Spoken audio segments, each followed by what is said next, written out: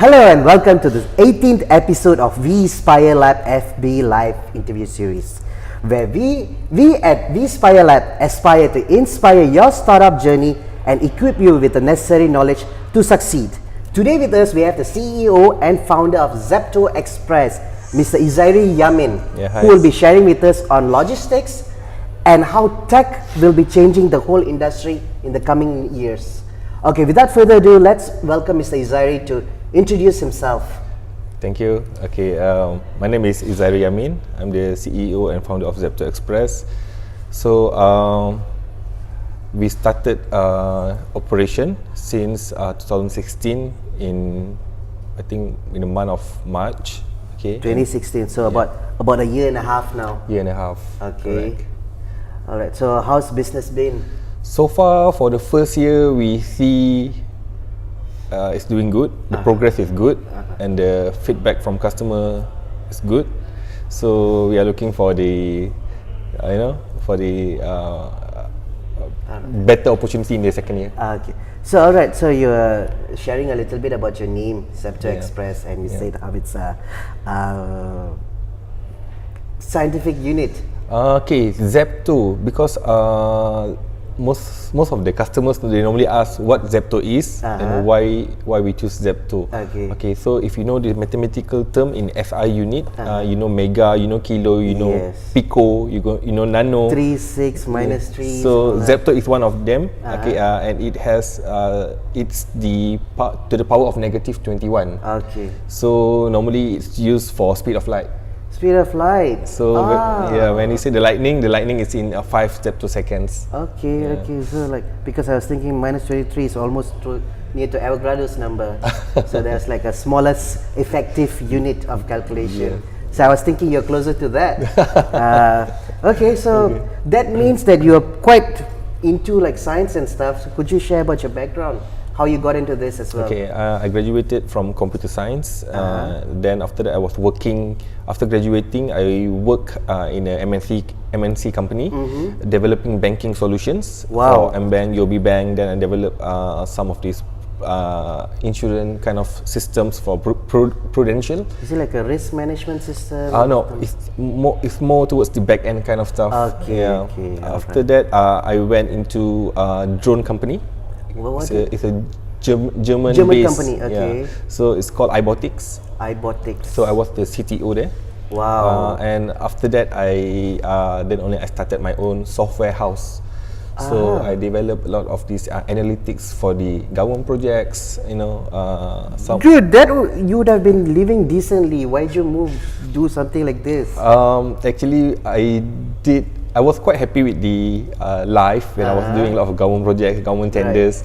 But then I did not felt like I was doing something. I did not felt the satisfaction. Okay, so you wanted to like touch many lives, as people say.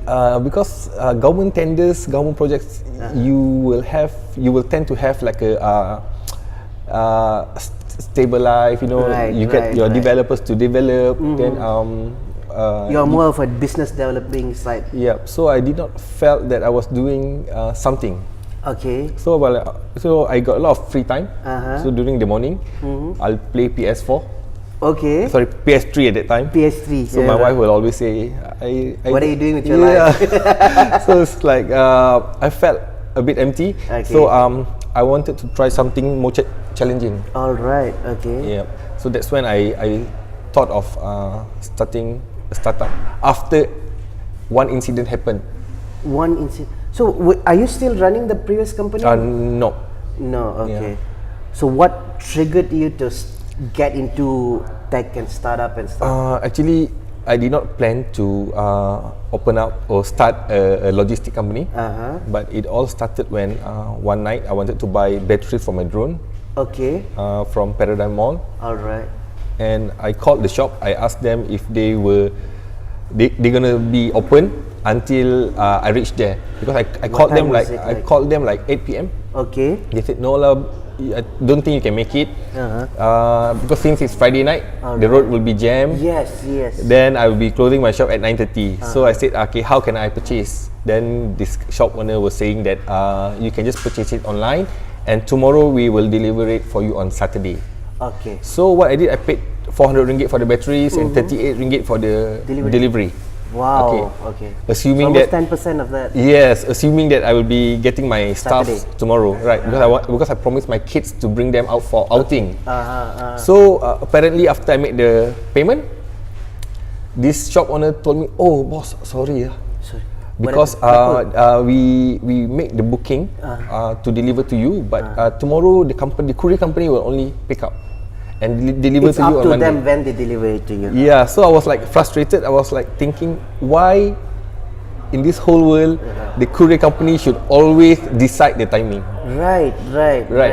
So they have their pickup schedule, their drop-off schedule. Even though we are the customers, we are willing to pay, but they are the one that will decide when and what time I will be sending to you. If they delay, you can't scold them. You know. True. So I was thinking, like, I was frustrated, and I shared this with my partner. So Your previous company partner? No, with my wife. Current partner. All right. In Zepto Express, and then we decided to go into logistics, form a startup, and run. Did you know anything about logistics back then? Nothing, because I'm purely from the tech background, so I do not know much about logistics. I know logistics, you need to pick up, you need to drop off, those kind of things. That's the simple part. Yes. So, however, we just studied a bit, Okay. and then we did some validation, asking people around, asking business owners, would they be happy if there's such services. Then they say, if the price is good, yeah, why not? If on-demand delivery. Actually, after looking at the on-demand market, I would like to go with real-time delivery. What's the difference? Most people they tend to go with on-demand. Maksudnya? Maksudnya everyone want to say on-demand, but sometimes when you request for the service, you are unable to get services from the service provider. Betul. Okay, they say on-demand this, on-demand that, but not everyone are able to go into this on-demand kind of service. So with Zepto Express, we have faced similar issues, and we have did some changes here and there, tweak here and there, and we do see that we can actually that things that makes us different from the others, that we can say that we are real-time delivery. Real-time meaning? That means if you want a driver or a rider to deliver something for you now, most probably 95% of chances to get this rider or driver is 95%. Like let's say in 20 minutes I need something delivered somewhere. Yep. So we most of the time nowadays we can get fast acceptance of jobs from the riders. So wow, but developing the system to manage all this. Okay, when we started out, it was me alone doing the app, coding here and there. So we did not know is it sufficient if we were to just develop the mobile app. Okay. So it's okay. We were like roll out. We just so I developed the whole mobile app for like 3.5 months. And after that is done, we launched it. We did a soft launch at Jom Launch. Okay. Jom Launch. No, Jom Launch at Uni10 at that time. That was the first Jom Launch. Okay. So we did that, and after that we got some coverage from Amans, and then things started to Dude, how bloggers influence people. Yes. Today I remember he posted that Samsung is actually better than iPhone X. That's going to change a lot of perspective. I can agree with that. Alright, okay, coming back, you launched that. That was your marketing. That was the very first basic mobile app, and it's called Posto Express. Posto Express. Yeah. Okay. So we did not really know what will happen. So we were once Amans announced that we will be launching at this date. So every one of us were like waiting in front of the laptop, scared, waiting for the first order. So did it happen? Apparently, on the first day of launching, we only managed to get one order. Something is better than nothing, right? Yeah, it's good. Yeah, so we were like very happy. We were quite nervous, But you've got the order. Did you set up your operation team like? We do not know what is needed at that time. All right. We just launched without having much knowledge. Okay. And then, Were you ready to go and pick up the stuff and? Yeah, I was actually ready to start my car, and if in case no one is available to make the pickup. So but yeah, there's one rider. So did you collaborate with other running dispatch companies? Or at that time no. At that time no, because at that time this industry I think is not yet fully disrupted. Okay. There's not much players at that time. This is more like 2 years ago. This was like 2015. Yes. In April. Okay. May. Yeah. So not much players. The only player that I know is Neon Runner at that time. Neon Runner. They were also still new at that time. Don't bother searching for Neon Runner anymore. You can't find anything on them. All right. Okay. So, how did you manage to survive? Like you said, it's a new industry. You're trying to disrupt it. So you're gonna probably spend a lot of money, burn a lot of money. Okay. So what I did not know about how to run a startup.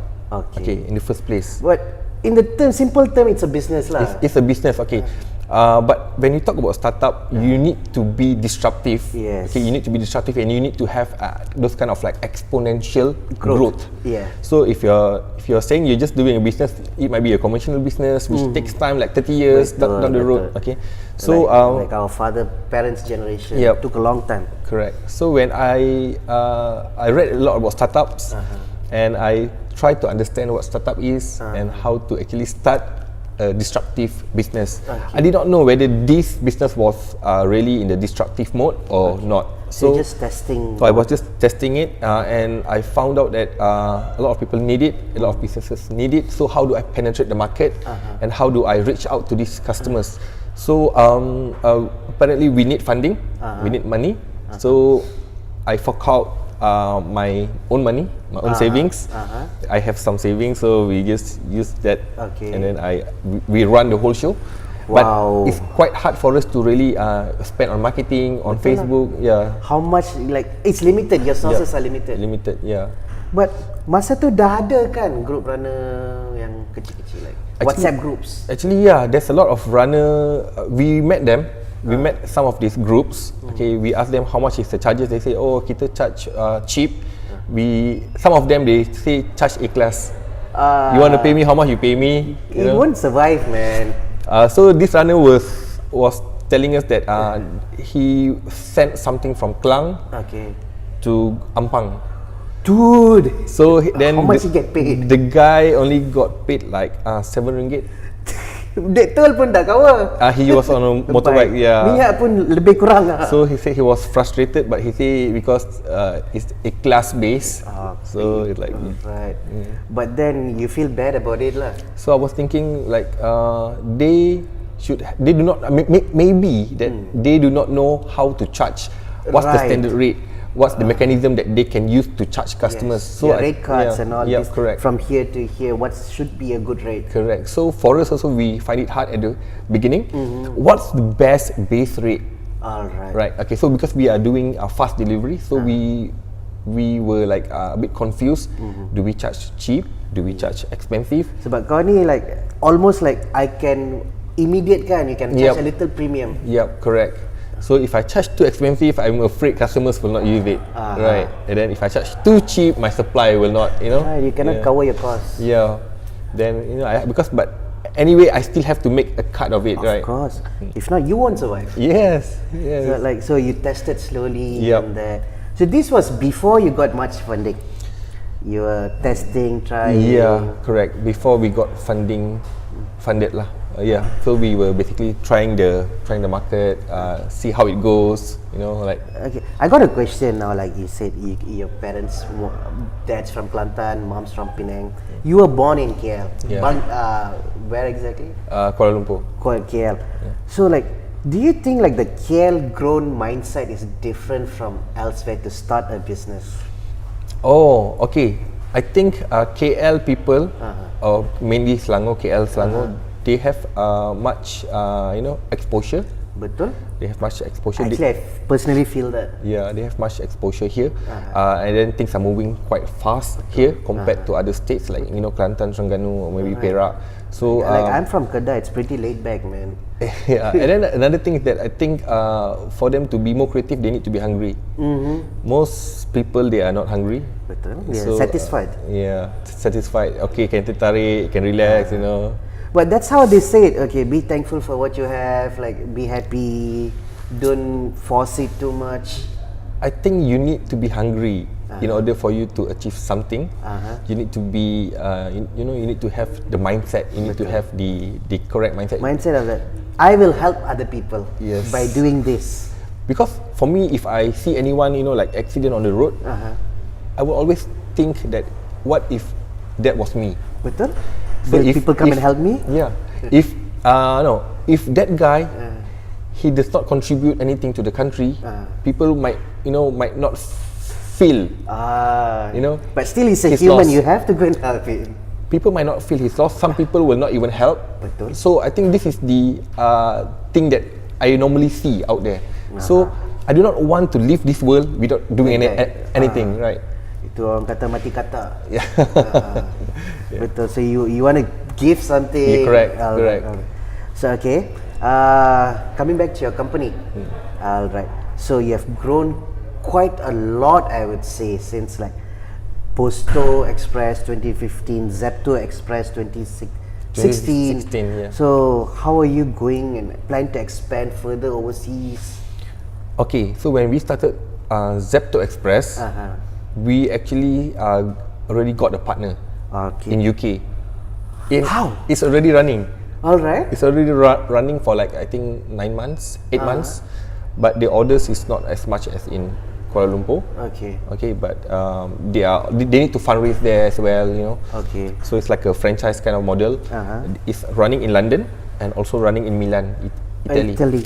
Okay. Fashion district. So actually, people were asking us, why you went to London all the way, right? Why not, Partner Thailand? tu maksudnya like you have partnered with someone there. Yep. Or Zepto Express. It's a JV. It's a JV company. So we own some shares there.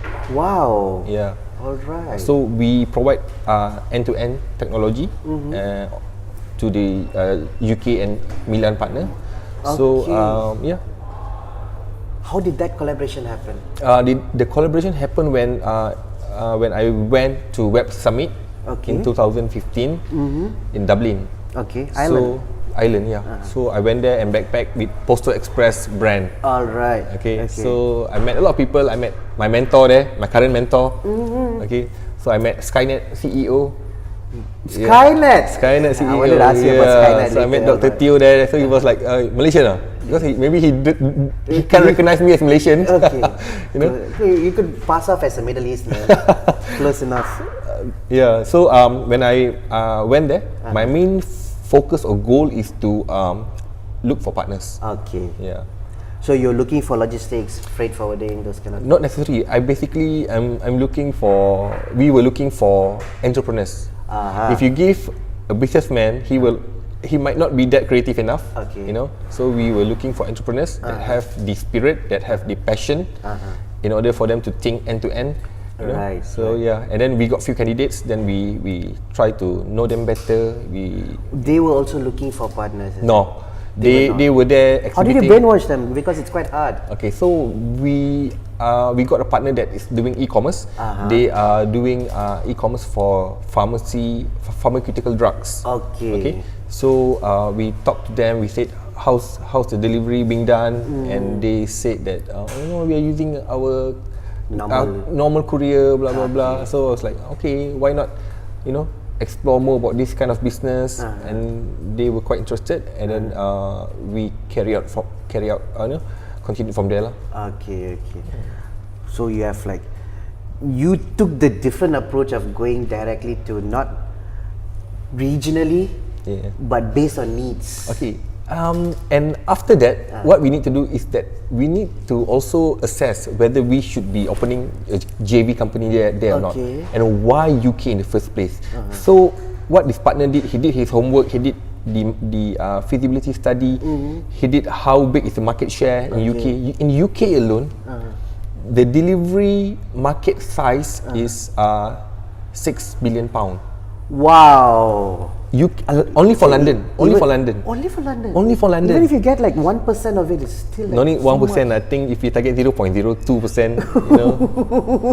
That's why you're getting into Zepto calculations. Yeah. So and the market size in Malaysia is not 6 billion pound.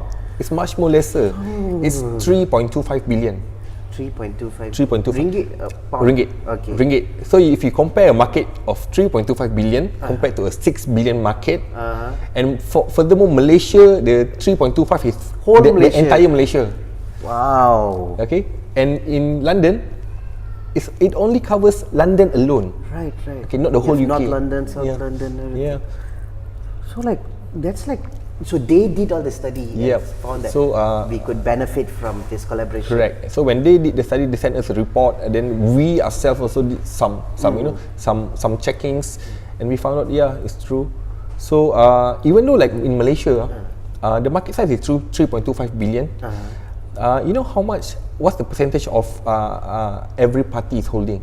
Every party meaning the I mean different DHL, companies. FedEx, No, Skynet, Postlaju. no idea. Postlaju is holding like approximately 12 to 14%. That's still small. Still small. Okay. The biggest is like FedEx, Uh-huh. 23%. Okay. DHL, I think 23 or 22. So FedEx and DHL is both up Yep. there. Yeah, but none of them are holding like a majority kind of 40, 50, No. none of them. So I think the market size is still fragmented, and everyone There's can place to go in. Yes, correct. And like Skynet, they are only holding like I think 4%, 3 to 4% of the market size. But I think, is it true that even like FedEx, once it's landed in Malaysia, they give it to their partners? Yeah, Let because them handle it. delivery is not about you being the hero all the time, right? It's about the service. Yeah, sometimes we as well, we do work with Skynet, we do work with Postlaju, Right. yeah, for certain kind of volumes. Because like I know in Cyberjaya, the overhead just after Shaftesbury, this big truck comes and stops there, and then they separate it into like different trucks, different suppliers. Oh, okay. They do that. Yeah, over yeah, here. yeah. Okay. Okay. So like, did you ever think that since you're like a back-end provider now for this Milan and London, Okay. shouldn't you just be like the back-end provider instead of running operations in Malaysia and stressing yourself? During the early stage when we started, we were quite stressed. Okay. Because the whole process was not really fully automated. So then I was thinking like, when I get on a Uber or Grab, I don't really call their office. Why? Because the whole process is like Automated. So I was thinking of like, we need our KPI in the next 3 to 6 months is to be there. Be there. Yeah, be there, be that. Like Be how a Uber or Grab Yeah. for logistics. because we cannot stress much on our we cannot stress much the support team. Okay, whereas like all the customers keep calling. So I think so you'll need a call center, Yup. BPO. Correct. It's too much work. yeah. So we try to make sure that when we train the riders, so the process is like very simple. Customer make their booking, set their pickup point, set their drop-off point. Yes. Once the job is created, it will be broadcasted to the nearest drivers or riders. So you have to integrate GPS Yup. into your app. Into the app. So once the nearest driver or rider has received the notification, they will decide. Want to take the job or not? Correct. Once they have taken the job, customers will be then getting a notification This saying is your they rider. have. Could you show your card on camera? So each of his riders has this card. Yeah, it's a touch and go card. Yeah. Integrated with touch and go. So it's like, that's cool, man. So once that is done, customer will have to make payment, and then the rider starts the dispatch work. Okay. Okay. okay. So basically, there's not much human intervention in the middle. So that's the way to go, right? Yep. Alright. But the cost of developing an app with GPS, it's going to be huge. Cost for developing GPS is huge. Not really, because I'm the one who developed it. Okay. So you have the brains in-house. Yeah. Because I've seen like outside developers, if it's a basic app, it's alright, it's decent, payable. Yeah. If you're going to put in GPS into it, you got to sell a kidney to get it done. Correct. Yeah. Alright, we got a question from Mr. Hong Yi Xuan. He's asking, I'm not sure, he or she, will drone logistics be the next logistics in Malaysia? Drones. Yeah. Oh. Amazon's thinking of that. Yes, actually, I do believe drones will take over. Okay. Number one, because the cost of delivery, okay, the companies that's doing e-commerce, courier companies, will not be able to hike up that much in terms of pricing. Because if you see from year to year, what's happening is that cost of living increase. Right. Okay. Cost of living hikes up. Okay, in terms of fuel, FMCG kind of goods. Right, So, right. I think you will be getting problems. You will be having problems in manpower. Okay, manpower pricing will be higher, and you will still have to maintain the delivery price. Right. So I think at that point of time, maybe not now, but 5 to 10 years. In 5 to 10 years, I think people will be using autonomous vehicle, drones, in terms of performing delivery. I do agree with that, but it's not in this near time. Okay, like let's say for Amazon, right? They have regional hubs, 1. They have local centers, 2, which is near the neighborhood. So a drone can go from here to there within its range. I think drone should not be flying, all around cities like Sabajaya. It's number one. You might have motor failure. You might have. They just drop on your head and like. Correct. It can cause death. So I think what's best in drone is like it can be used in hub as a delivery method for hub to hub. Okay. That means they will cross paddy fields, mountains, those kind of things to deliver faster from hub to hub. So this will actually expedite the whole delivery process. So from, let's say, from Johor, there's a shipment that's coming from Singapore. We can use drone to fly over, mountains, over the sea, Selat Tommorrow. Yeah, maybe, yeah. So to deliver to any warehouses here in like Port Klang. Okay, but that will be for like smaller deliveries. No, that's a drone that I've encountered. I've seen. It's from Russia. They can carry up to 1.2 ton. You can carry a freaking elephant, man. Yes. Right, these Russians are crazy. Yeah. So like, imagine that falling on your head. Yep. That's why it's not suitable for those kind of drones to be Right.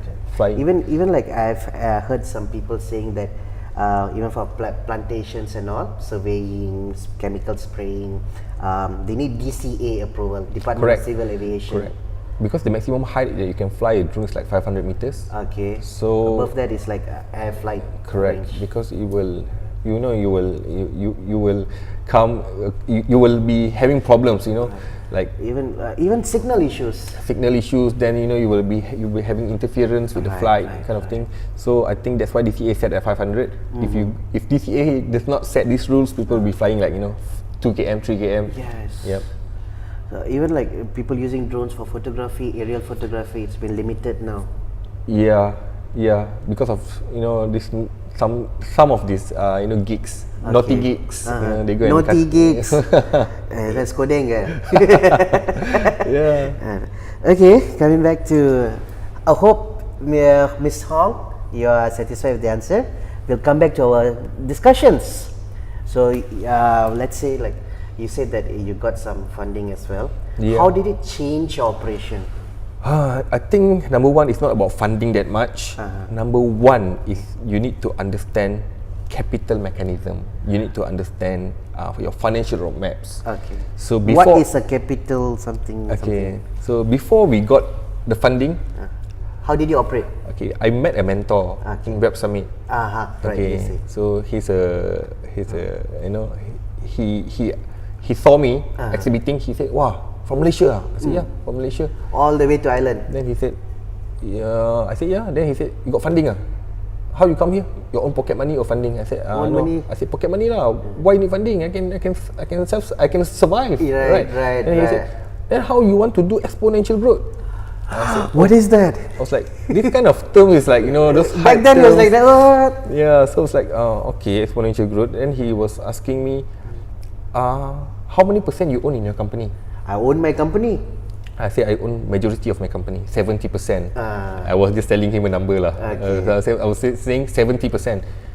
Congratulations. Okay. I said, why congratulations? You must be the richest man in Malaysia. I said, no, I'm not the richest man. He said, why you're not the richest man? I said, why should I be the richest man? And he was saying that, how come you got 70%, you're not the richest man?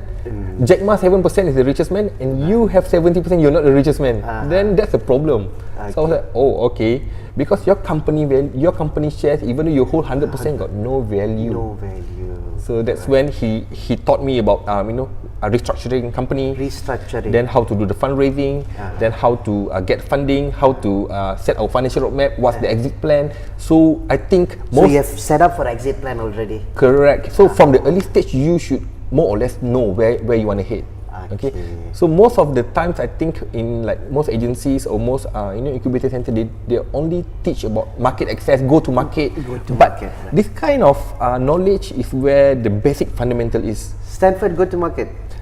Stanford, what they teach us is a bit different. So what this mentor who mentored me teach in a different way. Okay. So I think everyone has a different we need approach. both elements. Okay. Yeah. So alright, there's a question here from Ivan Raj. Biggest mistake made so far?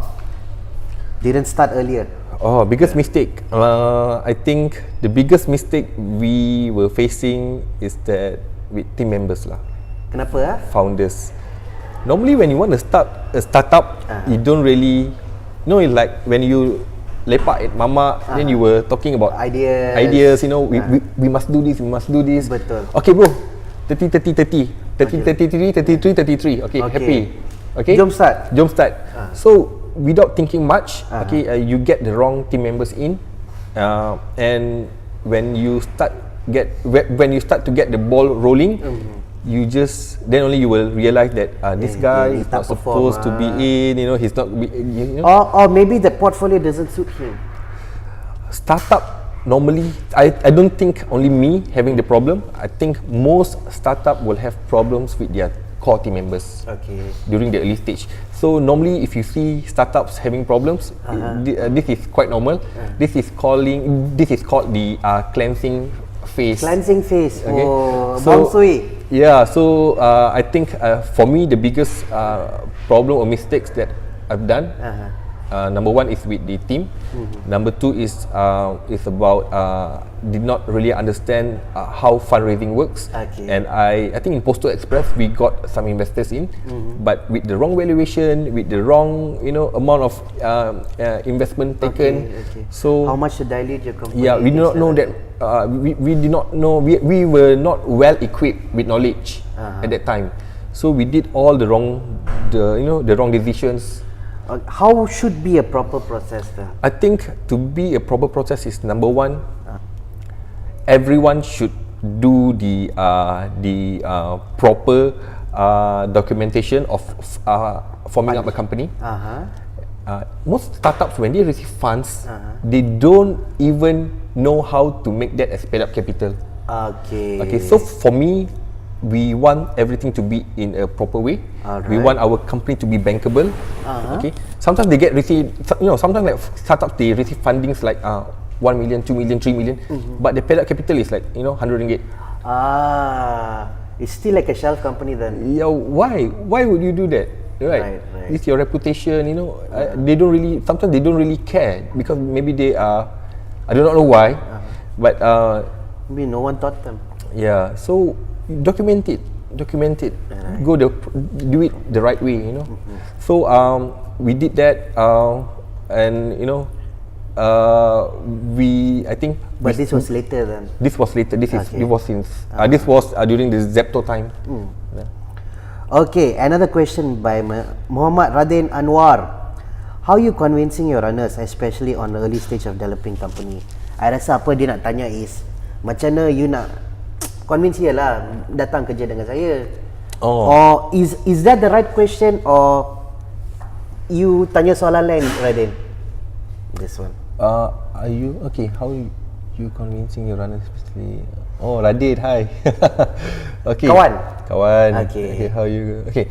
How I convince runners or partners? During the early stage, it's quite hard So how we get runners during the early stage? So we went to Dataran Merdeka on Friday night. Mak motor. Mak motor. So where that's the only source that you can get a group everyone of there. So it's like we were giving out flyers. Cakap, bang ada kerja ni, hantar barang. Oh menarik. Okay. Jumpa lagi. Then they were more interested in rating, Of course, bro. So we got the chance to meet all these runners after Aman's posted it. Okay. So we set up a meetup with these runners. Actually they are a different breed, of species.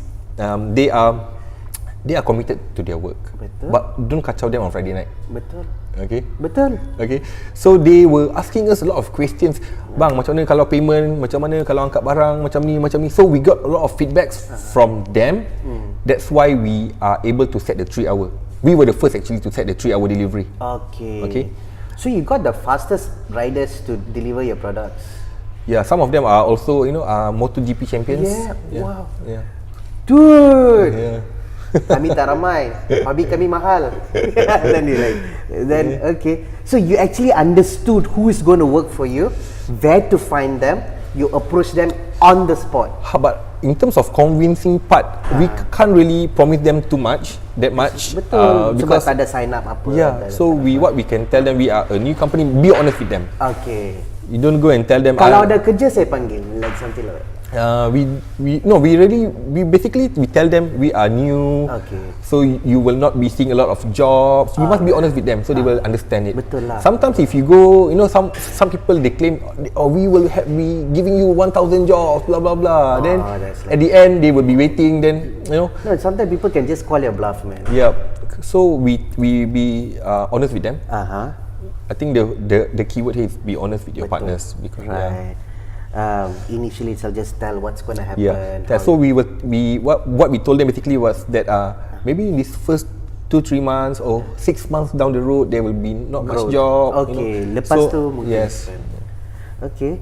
Did you collaborate with other teams of other like go-getter ke? Okay. Collaborate directly, no. But we use if we met in a event, we do talk about how can we collaborate, how can we. But most of the go-getters they are also working in various platforms. Betul. Okay. Same like Zepto partners. Most of our partners, Zepto partners, they are also in registered in GoGet, registered in I think, those. Sama lah, register Uber, register Grab. Yeah, correct. Okay. Alright, so you're sharing your resources. I think most crowd, sharing economy kind of model. Betul. People tend to register both. Alright, coming back to like tech in your operations of your company, right? Yeah. Not only the logistics side, HR, finance. What kind of tech you use? Okay, for our delivery operations, we use what kind of tech? Normally we don't really disclose what kind of tech. Lah. Okay, just lebih kurang lah. Lebih kurang. So we using we have a web-based kind of admin that all the management team can monitor from anywhere, and our support has his own interface to see where the rider is. We have the real-time fleet tracking. We can see how many jobs is on track, how many job is delayed, how many jobs is in progress. So we can do that kind of monitoring, and we can also see customer satisfaction from Dia there. boleh bagi rating semua. Can. Okay, so our rating is a bit different. We collect rating from the sender and also the recipient. Okay. And the way we do our POD, proof of delivery, is a bit different from Post Laju or even any other courier. We use a 6-digit secret code. Okay. Okay. So whenever a delivery is confirmed, okay, we will send the 6-digit to the sender, 6-digit to the recipient. Okay. So that code needs to be given out to the rider that's that's doing the job. So let's say you are the sender, so I'm the rider. I said, okay, bro, can I get your 6-digit code? So the code needs to be matched. Okay. So then there will not be any dispute. Betul. Okay. You didn't send the wrong product to the Because wrong the code is person. sent via SMS. Okay. Okay. So then same goes when I deliver to the recipient. Ni macam secret society ya. You go knock on the door. What's the password? Baru boleh masuk. Yeah, because we do not want to have much of Paperwork. digital Process. sign. You're So- eliminating steps. Because digital sign sometimes got dispute as well. Boleh copy right? kan? Yeah. So we use SMS lah.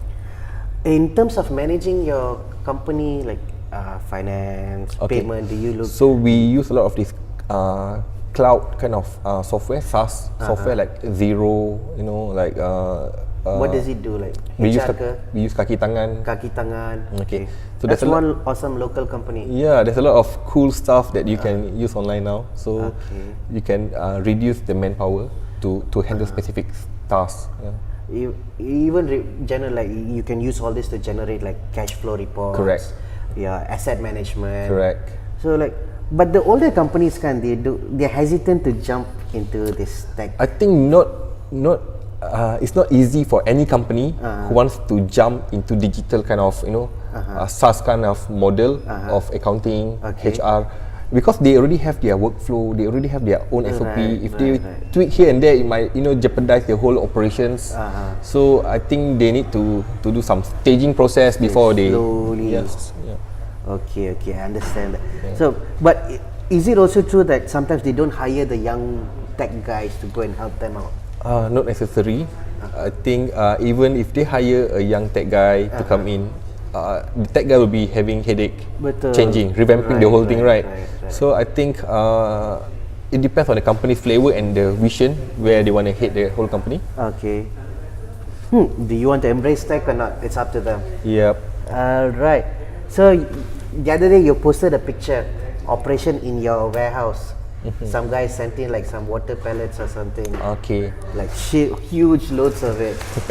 Actually, yeah, the warehouse. Okay. So why we started warehouse? We were supposed to be seen as the company that do not have asset, do not have this kind of things. Like Grab and Uber. Yeah, but things changed lah. Things Okay. changed. We did not plan. Was necessary. Yeah, because the services that we offer, we have few services. We have Zepto Bike for light and small parcels. Zepto? Bike. We have Zepto Car for bulky items or when you need extra care. We have Zepto Truck. Okay. To handle higher counts of items or when you need more manpower. Then we have Zepto Run. It's the carbon friendly option for pickup and delivery. Carbon friendly option. Itu dia naik MRT, monorail Ada MRT semua lah. correct. Okay. So that also can be leverage. They can leverage on MRT, LRT, Putra, KTM, or even pedestrian or cyclists. That's your logistics already built for you. Yeah. Then we have Zepto Air that send shipments to East Malaysia, Air Indonesia, Singapore, New Zealand, and Australia. So sana you the partner, you collect lah. Yeah, we have partner. Yeah. Alright. Correct. So I actually wanted to ask you about that, but you're already doing all this. So and then comes the warehouse into the picture, because actually we got orders from overseas that came in, and actually it happened one night. This customer messaged us through Facebook saying that we want to send orders. Okay. He messaged like 1 a.m. I was about to go to bed, and then the message came in through Facebook, and I was awake. Then I just replied him and said, okay. Said, how many orders coming in? Then he said like 30,000 units. Whoa. 30,000 units. I said, then he was like asking me, can you handle that for me? I said, yes, can. Lepas tu baru fikir. Then fikir kemudian lah. Okay. So I did not. For me, when I click on his Facebook profile, I can't see any of his friends. He got only like 2 friends. So could it be a fake guy? Yeah, he might be a fake guy, right? So like then suddenly there's 2 or 3 feeds and you can see born on what year. So I was like, this might be very a fake, new profile. So I didn't take it seriously. Then he sent me email the next day saying that some agreement need to be signed, blah blah blah. So I just like just sign lah. Try lah. The next week he said, okay, the items are here. Where do we store it? Tak takut ke dia hantar senapang ke ganja ke apa? They have to go through the customs. Yalah, anyway. so that it's their problem lah now. Okay. Yeah. Okay. So the custom clearance has been done. So I straight away I called Skynet. I said, Dr. Teo, help me. I got no place to store Alright. Then he said, come, put in my warehouse. Without negotiating so much on the price or whatsoever. So we just thought everything, the job done first. everything is Skynet. So then I realized that this is a real deal. Yeah. So it can be done. So that's when we were running the operation for this customer for like 3 months, 3 or 4 months. Our sales spike up, like, you know. So he's continuously using your services. Yep. So dia tak tanya you store mana apa. at that time, no. For them, they don't really care how you store as long you can do the fulfillment and you can do the delivery. Okay. So what happened is that they will just connect to our API, because we have API, Zep2 API. So they just send orders from their back end to our API. So it's like a seamless connection, seamless integration. So they get to see your delivery as well. Correct. Then they can see the tracking from our dashboard. They can see the live tracking. Then they can see the storage movement. Okay. So after 3 months of running, we decided to open up the warehouse. Okay. Because for us to, we would like to also venture more into this, doing total logistics to cater for the e-commerce customers. Because there's requests. So we think that, I do not know whether it's going to work or not, but we think that it's going to work. Yeah. I have a friend who actually used to work with us together, but then he's now working for a warehouse just like you. Okay. But he doesn't do anything else. He's only collecting of equipment, calculating how many is left. Once it goes beyond a certain level threshold, you're like, hey bro, restock your stuff. Okay. Then the delivery companies come and pick it up themselves and just go out. But he said it's quite good. Yeah, because warehouse, you need to, I did not know much about warehouse, so we learn along the line. Okay. While we do, we learn. So I do not know about storage keeping, I did not know about inbound, outbound kind of thing. Then you need to get those gadgets like hand pallet jack. Right. It's like, lepas tu kena beli forklift lah. Yes. So we were having headache when the first shipments came in, like 2 containers. Wow. So it's like, how do we carry this? How many people would need to move one whole thing? Yes. Then what type of pallet that we need? What type of racking that we need? So we had to, learn here and there, call people up, I think one more industry that's growing in Malaysia is actually storage. Yep. Like people, it's very big overseas. Correct. Because they don't really own houses, they move a lot. Like they just store their stuff in between movement, or like when they're going vacation for 2-3 months, they just store it there. Okay. Pick it up later. Yeah. It's growing Correct. now. So now you're into warehouse. You also need a management software for warehousing and all that. Yeah. Okay. Before we want to decide to come up with our warehouse management system, we did a simple kind of system that has that can cater inventory. Okay. Inventory, storage location, movement of the goods in and out. So we have that, but it's not in a proper kind of thing, proper system yet, because we are now focusing on our fleet management software. Alright. So this software has much more demand, because for warehouse, I think we can still handle it through our in-house system. But this fleet management software, which will be used by few customers already. Alright. Once I read this study by UPS, that for them is right, but for us it's belok kiri jika tiada kenderaan, right? They'll only manage their routes, plan their routes, taking only left turns. Okay. So they're saving time on fuel by not stopping and starting back, saving time waiting on a traffic light, and also reaching faster and like that. So that's the level of depth that they went into while studying their routes. Yeah, I think we also have the routing system, but it's, we are, actually our tech is like going on and on. We have been building it and never stopped since day one. Okay, so we have extensive features that is used by our customers and our tech team and our management team. Okay, we have routing system that we built in-house, so customers can just jumble up the whole delivery list. Okay. They can scramble up everything. They can maybe export out from their own software. They maybe have their own ERP system. They can just export out in Excel. What's ERP system? Their enterprise kind of solution. Okay. that they can just jumble out in a Excel. Okay. They can just then do a one-click upload. Okay. In Zepto Express, we will then arrange everything. We will then decide which route should be taken first, Okay. which delivery should be delivered first. Okay. So we will come up with the pricing tier and also the sequence. So that's the thing that we have done in Zepto Express. So we are looking to enhance more and more on the. All right. So okay. So you said that the warehouse helps also e-commerce sellers these days. And yeah. last week BFTZ was like officially launched. Are you going to be like pursuing competitors? No, or I think if in this space we need each other. You need each We need each other. You cannot be a tyco all the time, right? And then furthermore, we are still new, right? So we need partners to assist us. And you could actually be a regional hub for them before sending it to their collection center or something like that. Yep.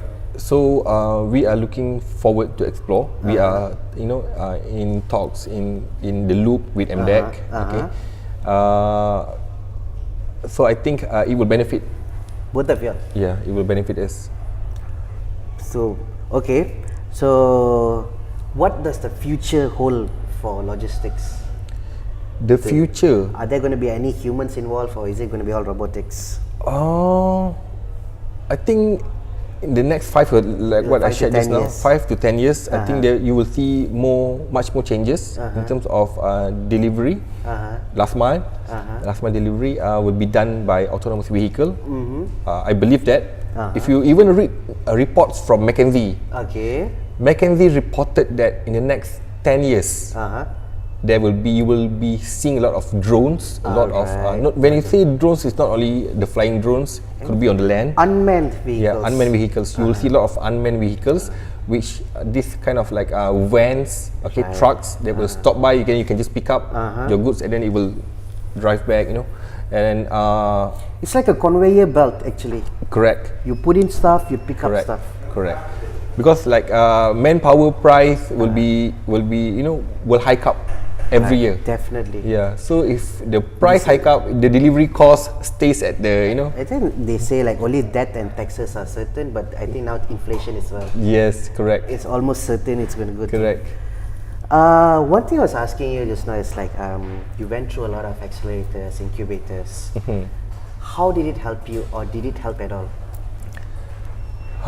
Okay, accelerators. We went with few. One with Cradle, Coach and Grow program. CNG. CGP, Coach and Grow program. Okay. CGP, it was good. Okay, it teaches you about go-to-market strategy and how to do your business setup, and then how to. That's quite early stage, right? That's quite early stage. So it's a bit different that what is taught by Alpha Cap. Okay, Alpha Cap. You also went into Alpha Cap. Yep. They're based in Puchong, right? Correct. So they're based in Puchong. What did they add on to you?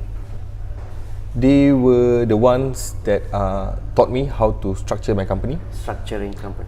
So you taught about like the capital management. Yeah, capital mechanism. So how to do our fundraising. And how to do your valuation and how to do your financial roadmaps. And I think most of these things that were taught by Alpha Cap, which were not really taught by other incubators. And then you also got like recently you went to Stanford for a short program. I went to Stanford with Magic. So what was that about? Stanford program, I think it's it has a lot of deep impact, to startups that's growing.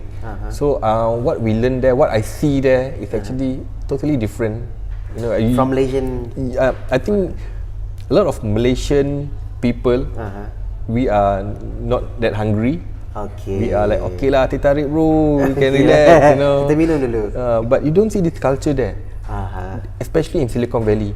Silicon Valley people are very like disciplined, are very self-motivated. But the way they show it, San Francisco and all that is like quite San Francisco. Relax. Yeah. Okay. The relax is all foreigners lah. Okay. But if you see, if you go to the Bay Area, okay, Uh-huh. in Silicon Valley, you see the people are very disciplined. Like 9 p.m. nothing is open. Like all the shops are closed. Malam, ah? Malam. So like you can't find it here in Malaysia. Malaysia, you know, everywhere shop, teh tarik, bola. So and we like to discuss. The Malaysians like to discuss those small things. Harga minyak naik. We discuss a lot in Facebook. We even have a Facebook group, you know. Betul lah, always. So like while the people there in the US, their mindset is a bit different. They always think that what can they do to improve the situation, to help the situation. Correct. I think we also train to talk about all this perkara remeh-temeh so that we don't go into that level.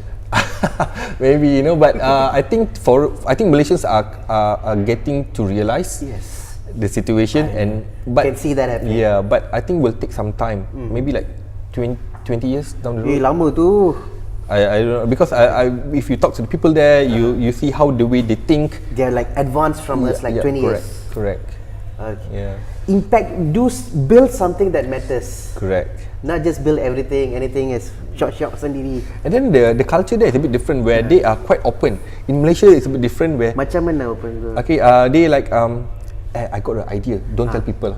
Kita takut kau curi idea aku. There the people are a bit different, where they can do it openly, they can share with people, and then they can get feedback. They get more feedbacks. Okay, betul. So and they have this kind of belief, if it's not your rezeki, it's not your rezeki. Yeah, if it's not meant for you, it's not meant for you.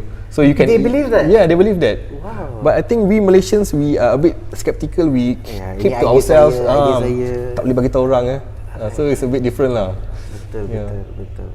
Because now you see like everything, you don't build it, next week someone else is already building it. Yeah, correct. Then if you see nowadays the startups with ideas, even with Depto Express, not much of a change in terms of like, you know, I'm building a Tesla, I'm building a rocket. You know, big tunnel mission. Yeah, so there's nothing to be secretive, right? So you're doing logistics, okay, you're doing F&B, you're doing this. So okay, fine. Not really revolutionizing things. Correct. Are you planning on doing some stuff like that? Nampak macam dah ada idea ni. Ada, but not now lah. I'm not going to focus on this kind of like. Finish your fleet management, finish your warehouse system, then go into that. Correct. Actually, the way I see, look at Musk, right? Dia dah dapat juta-juta dari PayPal kan. Then he invested that into Tesla Motors. Yes. Duit tu kena ada dulu. Correct. Then you can. You must have you must understand what you're doing first. Right. Be a subject matter expert. That's the main keyword that I believe. You need to be an expert in the field that you are, you know, venturing. Okay. So if I'm doing logistics, I need to be an expert. I need to know what I'm doing. Okay. You know, then I can build my business into a higher. Any field it applies. Correct. Just like that. Then from there, it also improve your logical thinking. You know, your thought process. It says that when you finish a PhD, right? My friend used to say he's just disappointed with life. So he said that his professor told him, you know, there's a circle. When you complete a research in one product, you just bumped it up a little. That's when you say you're like so expert in the field, instead of like jack of all trades, master of none. Yep. So, okay, I think we've talked a lot. I don't see any other new question. Oh, there is a new question. Miss Hong or Mr. Hong, will Uber and Grab be taking a huge chunk of market shares in logistics in the future? Macam they just have like the Grab Eat, Uber Eats. Okay, I think if you are talking about logistics, why should we talk about Grab? Why don't you talk about DHL? Why don't you talk about FedEx? Actually, they are the bigger players. They are the biggest player. They are nationwide, globally. You know, like and you say like 23% each in Malaysia. And even if Uber or Grab or even Amazon comes in, I don't think they will take 100% of the market share. No one does. Furthermore, with deliveries, when you talk about deliveries, I don't think one company can champion everything. Okay, with the load, number of deliveries, with the infrastructure, with the road, you know, even with the road structures, I think it's impossible. So if Grab and Uber were to come in, I think we should welcome them. and solve the whole logistic problem. Right. There are bigger problems to solve. Yeah, correct. Rather than thinking, oh, if they come in, I will die, or if you know. That is the Silicon Valley in you talking, man. So I think if they were to come in, we should welcome them. But I do believe they might take a certain percentage of the market share, but not majority. But the market is also growing, as I see. Correct. It will be. This is an evergreen business. You need delivery from day one. I think from our grandfather and our ancestors' time until today. Yes. Right. Not to say delivery, but to transport things or service from one place to another. Correct. They were riding horse cars, bullock cars. Correct. Even like a barber would you going to a village, and this day he'll come into this village. Correct. So if you were to solve those kind of menial problems, how do I take one guy from one place? Yes. Then you'll be solving a bigger issue. So it's not an issue like Grab and Uber coming in. Not an issue. Not an issue. So like people are actually getting scared. Like this, the Food Panda is scared of Uber Eats and things. I think that they should be leaving this to the customers. If your service is good, why should you be afraid, right?